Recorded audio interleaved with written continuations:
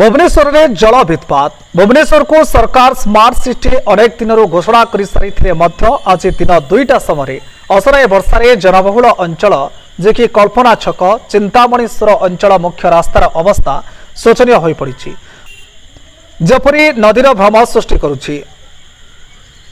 पुरी अभिमुखे जाउथबा बस रोड रे किपरि विपद संकुल अवस्था चली आपण मैंने न देखिले विश्वास करि परिबे नाही।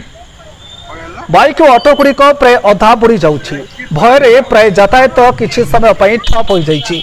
पूर्व आम जानिथिलु जे भुवनेश्वर इस्कन मंदिर सामने एपरी घटना असराए वर्षा हेले घटी थाए हेले आज कल्पना छक जे कि भुवनेश्वर मुख्य रास्ता और जनगहलीपूर्ण स्थान एपरिक BJP college Bhubaneswar court BMC office तथा ट्रैफिक पार हेले बापूजी नगर और 1 नंबर मार्केट इत्यादि को दैनिक हजार हजार लोके यातायात करिथांती।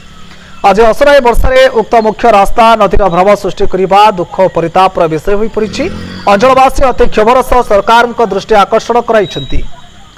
भुवनेश्वर अमित मिश्र रिपोर्ट दुर्गा न्यूज 24 ओडिया।